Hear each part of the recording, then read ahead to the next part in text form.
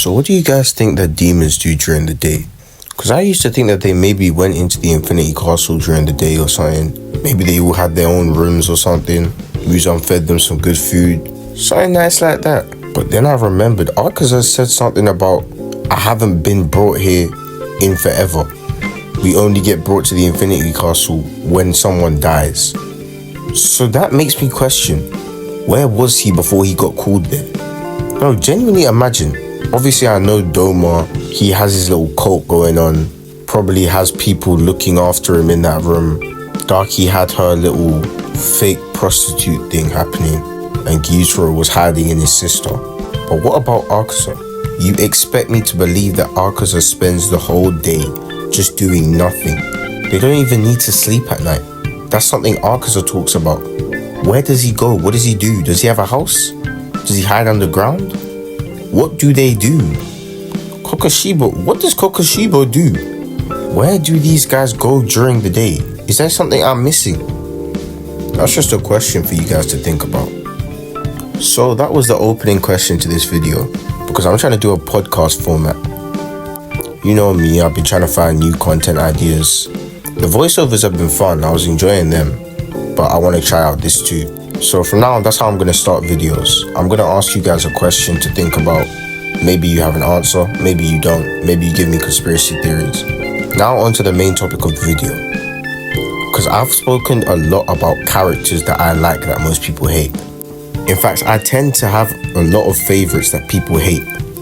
Yuta is in my top 5 and so is Megumi. Everyone seems to hate them. Niggas hate Zanka. Zanka's my favorite Gacha Yakuza character. My point is, I need to start telling you guys what characters I actually hate. It took me some time to come up with this list because there's not many characters I look at and I hate. If I did talk about characters I hate, I'd have to go into like these niche romances and I'm not going to do that. But certain characters just make me cringe. When I deep it, My Academia really had some crazy development, especially in Bakugo. Because season 1 and 2, that nigga annoyed me. He had like no redeeming qualities. He would randomly start tweaking out for no reason whatsoever, and I could never pinpoint what the problem was. The first episode, where he told Deku to go off himself, did such irreparable damage to my perception of his character. Because that was messed up. That was genuinely messed up. I didn't even know animes said stuff like that at that time. This was only like my 9th anime when I first watched My Academia. And he just wasn't getting any better. Anytime he went up against Deku, I was just praying that Deku would beat his ass. Season 1, when they did that little thing with in the buildings, I was annoyed that Bakugo didn't come out of it with a broken nose. And the problem was, when he was on screen, it ended up ruining my love for Deku. Because I'd be thinking, why are you letting him do this to you? Obviously, before he had a quirk, there's nothing he can do. But when he did, man, he could have... Do you understand? He actually could have blown off Bakugo's head. And he'd be fine the next day. Recovery Go would have him straight. But he wasn't going to do that. I think it was only in like the fight between those two that I finally stopped and was like, okay. I mean, I can't lie. When he started crying, I thought Bakugo's a bitch. But obviously now I look back on it, I'm like, I like Bakugo. We like Bakugo now. We mess with Bakugo now. He had the best episode in season 8. Or at least the best action in season 8. And so did Flock from Attack on Titan. But despite that, I still don't like that guy. This guy showed up for the first time in season 3 with a pigeon fuckboy haircut, whatever that means, and started laughing in the main squad's faces after they have faced life or death for the last 3 seasons. Do you know how stressful it was as a viewer? As a viewer, after watching these people go through hell, to see some random who isn't even in the top 10 come and tell them that they're not even putting in work, that they're not putting their weight, that they're some pussies. I will never be able to look at Flock the same way. I don't care. The way you all just started respecting him because he was the only one that survived Shiganshina, that don't mean he did anything. He didn't do shit. Oh, he's the only one that heard Owen's speech. Well done. Well done. Owen told you to die. Why didn't you die? He's alive because he didn't follow the mission. And don't even get me started on season 4 Flock. Sure, he had a little alliance with Eren. Sure, Eren trusted him. But the way he started turning on the scouts, I can't forgive that. Because why the main squad that have kept you all safe now having to tiptoe around you? His cause wasn't even the same as Eren's. He was just glazing for the fun of it. Man, I didn't even like Eren in the last season. I don't have to care about who he trusts, and I don't have to like Flock. I won't lie though, he did his thing against the scouts. When he was just flipping around the whole area, dodging everyone left, right and center. Fair play. Good on Flock. We could have used you out there, but of course you're useless and you have no value, so that wasn't gonna happen. Speaking of useless characters, I hate characters who act like they are the shit when they are just not. I will never, ever, ever enjoy a character like that. Now, you might think I'm talking about Nagi or something. I won't lie, I've had my times where I've hated on Nagi. But if you're caught up with a manga, spoiler alert, when he got kicked out of the NEL, I felt for him. Now I like him because I'm seeing him go through the consequences of his laziness. Because half the time he was on the screen, I just wanted him gone. I couldn't wait for this guy to be gone. He's learned now. We like Nagi around here. We don't like Murasaki Bara. He has no attributes, no special talents. We had no reason to be interested in that character. I have never seen a male fan be interested in Murasaki Bara. In fact, I've never even seen any fan that's not attracted to him be interested in Murasaki Bara. I hated how they made it seem like he was going to be like the top 2 in the generation of miracles. And because of the way they presented it, people actually think that he is top 2. Murasaki Bara is easily 5th. He is 5th. End of series at least, bro. Kisei is better than Murasaki Bara. I have Midorima over Murasaki Bara. Maybe that's bias. But there's no way you're saying he's better than Akashi and Aomine. In fact, we saw him try and challenge Akashi. We all saw how that went. Akashi used him as a means to an end. If I feel that you just aren't interesting, because there's actually nothing interesting about him. Maybe he just represents the kind of people I tend to see overpass me in life and I don't like him. Maybe he does, but I do not care. I still don't like him. Now, when he went in the zone, did I go, oh, sure. Everyone went, oh. Did I want him to win? No. Man, he is the worst part of the Generation of Miracles, but at the same time, I wouldn't want him to be out of the Generation of Miracles because I like how he's a contrast to Kuroko. Kuroko is someone I can relate to. Murasaki Bara is a bum. You better be at least top 3 if you're going to be acting like that. Not enough people put him on Fraud Watch. Quick question. You man got Blue Lock or Kuroko's Basketball? Which one do you think is better? My personal opinion is that Blue Lock's manga and story it clears Kuroko's Basketball, because obviously Kuroko's Basketball, its paneling is good, but it's not as good as Blue Lock manga. Paneling, art style, everything, and just like how much it draws you in, because I'd say Kuroko's Basketball's anime clears Blue Lock's anime because of the way it's done, the music, the tension, the way they do it. That's what I've always said. But in terms of like the overall story, I will always have Blue Lock over Kuroko's Basketball because it is just so much more captivating and it makes you want to do more. You can't watch Blue Lock and not want to play football. You just can't. You can watch Kuroko's Basketball and still be in your bed and be like, yeah, this is tough, but not move. First episode of Blue Lock, everyone is gassed. First episode of Kuroko's Basketball, you need a bit of episodes to really get into it. But I digress. And speaking of Blue Lock, Rin. I don't hate Rin, but I don't like Rin.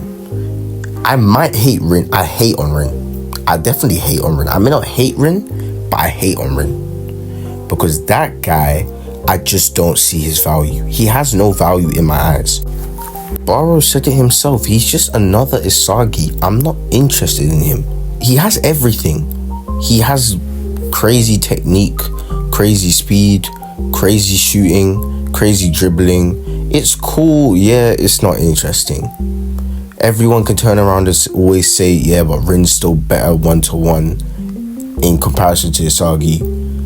But when people say, I just don't care. Like, I don't care. I'm ranking everyone. I'm thinking who's better than this and that and this. And someone says, yeah, but don't forget Rin's at the top. Yeah, cool.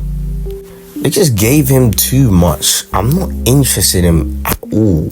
Even his design is bland. Have you seen that one special chapter from him where he's jumping over a car? See, that's why can he jump over a car? Someone explained it. Why can he do that? At that point, it's not even cool. It's just like, what the hell are you doing? And Shido rocked him in his face.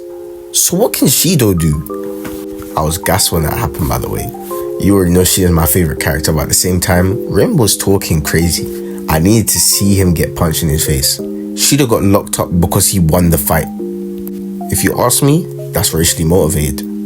But I digress. You know, Rin had his moments. You know, he walks out with his tongue out. Obviously, we all like to see him like break through the power of friendship trope. I like that. I'm still gonna hate on him. Baro as a rival for Isagi is just so much more interesting than Rin can ever be.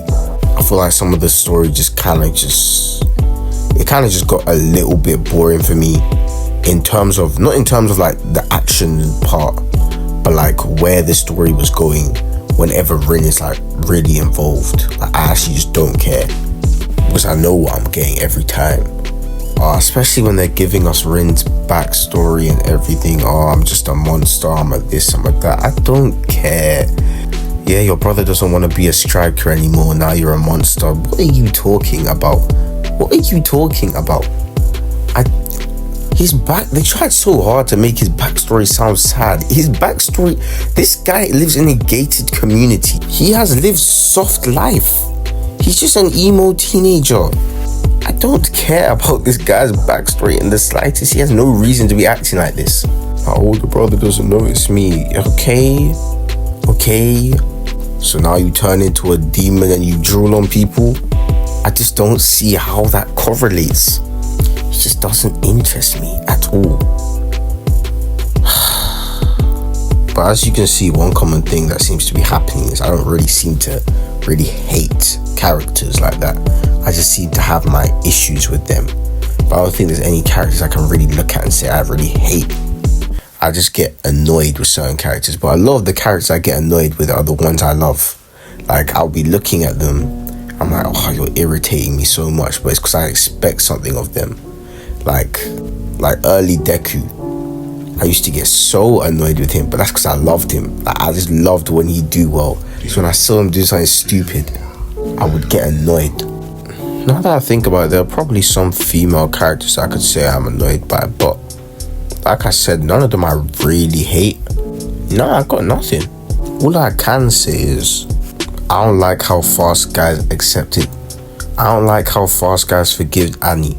She was stomping people down for no reason.